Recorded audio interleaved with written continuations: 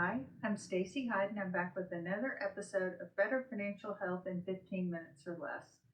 And today I'd like to talk about something that I've gotten a couple of questions about is how is the Trump administration going to impact the markets? And it really kind of doesn't matter what side of the political aisle you're on. Presidencies and administrations have an impact on our economy.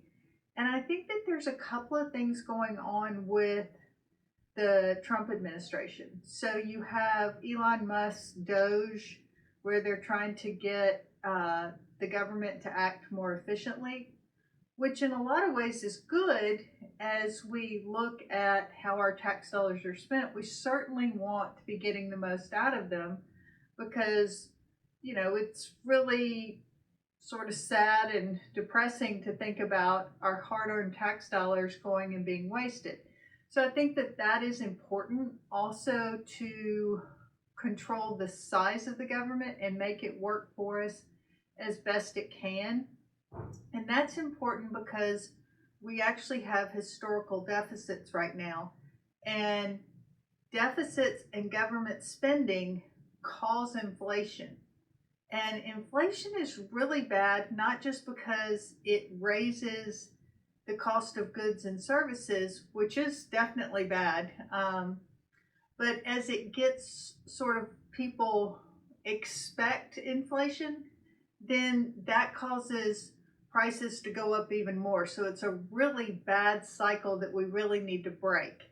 The bad part is to break it, oftentimes that does slow down the economy because government spending does help it grow. I mean, we certainly saw the government spending help lift us out of the COVID slowdown. But the problem is all the additional spending that went on top of that, the bills that followed on, really added to government spending, government debt, and sort of pushed us into an inflationary environment. So we've got to kind of get that out and get the economy back on standard footing. Now, there are other things that could be very good for markets. There's been a lot of talk about whether the tax cuts that are scheduled to expire at the end of this year will be extended. While we don't know, I think it's likely that they will be extended, and if so, that should be good for the economy. But we also, as I record this on Tuesday the 28th, we are coming off of a very bad day in the market, particularly around tech stocks. China's AI app has gotten great grades on a lot of the websites that sort of pit a chat GPT versus a Gemini and different ones.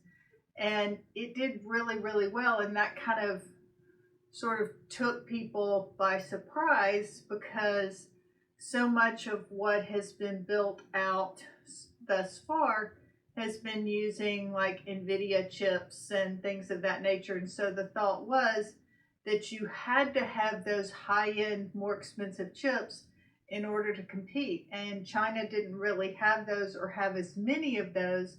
And the fact that they created an AI that is actually quite popular was sort of caught everybody by surprise and caused some real turmoil in the market.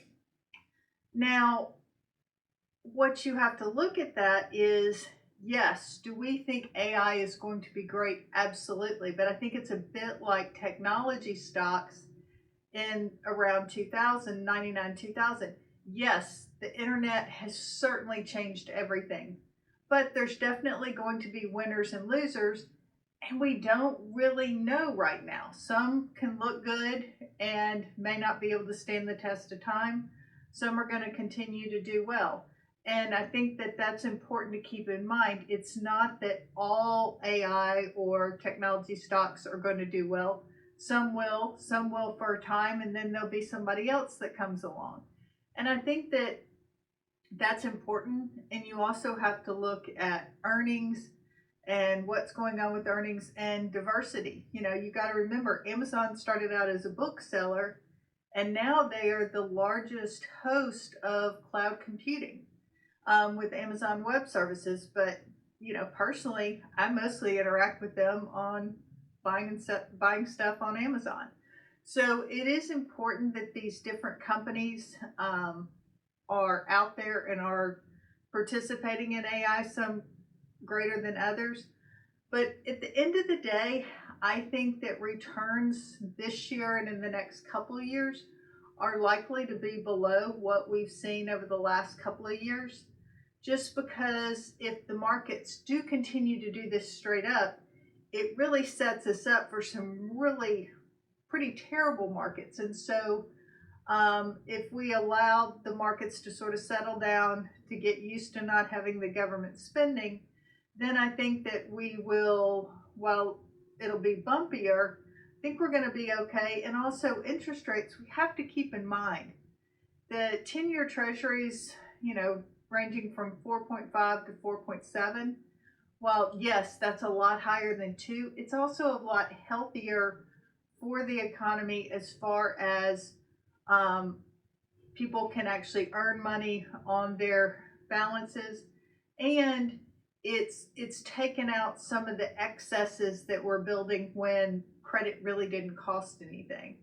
And so, and it's important because as interest rates stay in this sort of historically low, but higher than they've been for the last decade or so, as they stay in that area, it keeps the debt service that the federal government has to pay, the interest that they have to pay, it keeps that down, which is important. As a taxpayer, you want that to be minimized.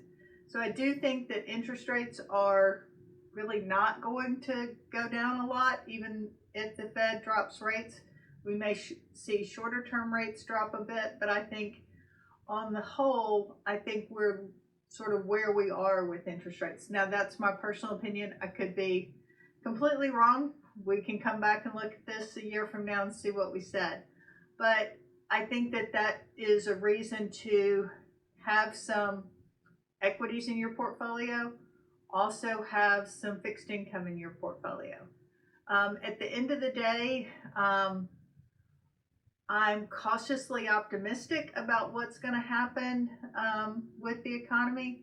I think we're going to kind of keep rolling along okay, but it won't be as great as it has been the last couple of years. So that's my market thoughts for 2025. I'm Stacey Hyde, and this is another episode of Better Financial Health in 15 minutes or less.